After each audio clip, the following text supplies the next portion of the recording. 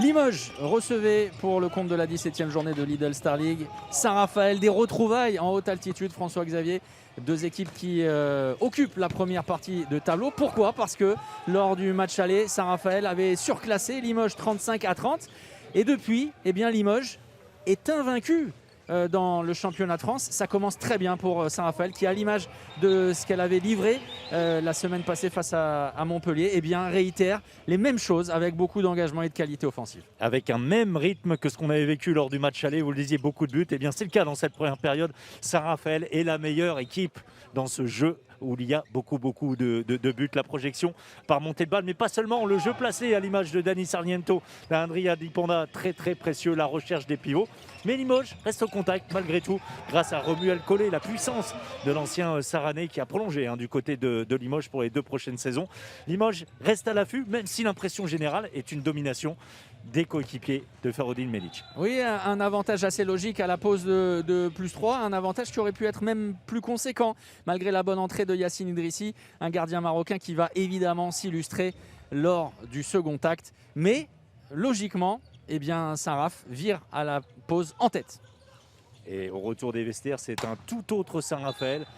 Limoges, performant avec Julien Emonet, auteur d'un but. Regardez, dans cet angle très restreint qui ramène Limoges à un but. Puis égalise et Limoges va dérouler dans les premières minutes de cette seconde période avec une équipe de Saint-Raphaël qu'on ne reconnaît plus à ce moment-là, Thomas, totalement apathique en défense et plus aucune efficacité en attaque. Oui, une séquence de 7-1, imaginez-vous, avec les Limougeaux à qui tout réussit, avec évidemment le meilleur buteur du championnat de France, aussi efficace à l'aile que sur les jets de 7 mètres. Et malgré un très bon, un excellent Alexandre Demaille, comme il y a une semaine, malgré un superbe Yacine Idrissi en face, eh bien on se régale offensivement. Et les ailiers également, avec un Julien Emonet qui aura fait le travail jusqu'au bout.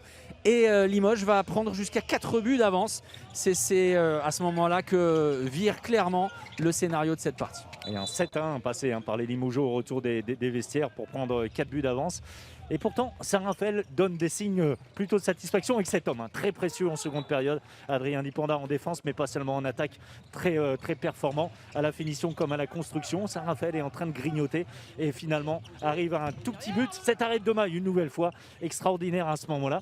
Saint-Raphaël est de nouveau dans le coup, alors au prix de beaucoup de sacrifices au niveau de l'engagement. Le jeu à 7 contre 6 dans les dernières minutes avec cette réussite de Jo Mapou pour encore y croire, mais compliqué, il ne reste que 3 minutes. Des sacrifices, oui, mais des efforts aussi consentis par la même base arrière. Regardez ce but admirable au bout du refus de jeu de Yoav Lombroso.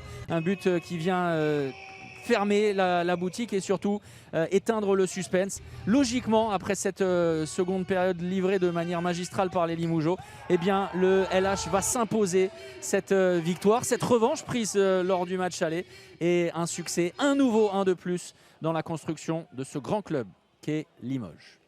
C'est sûr que c'était compliqué, on savait très bien qu'ils allaient nous poser des problèmes, que ce soit en attaque ou en défense, avec leur grand gabarit.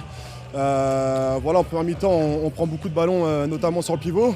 À la mi-temps, on a essayé de régler ça un petit peu et voilà, en deuxième mi-temps, on arrive plus ou moins à gérer ça. On a laissé plus ou moins les arrières shooter et puis voilà, petit à petit, on a grappillé, on est revenu au score et oui, comme tu l'as dit, on aime bien checker les émotions des supporters, c'est cool. Là, je pense qu'on a un gros trou en début de deuxième, où on a le match bien en main, où je pense aussi qu'on aurait dû sortir à la pause avec au moins 2 buts de plus. Ça aura plus de, on aurait dû sortir à +4. Et ils reviennent tout de suite dans le match, ça leur redonne de l'énergie. Et nous, on est mal rentrés dans le deuxième mi-temps. Derrière, on a beaucoup d'énergie pour revenir au score. Et après, ils jouent bien, ils mettent des beaux buts. Il y a 2-3 joueurs qui sont vraiment en forme.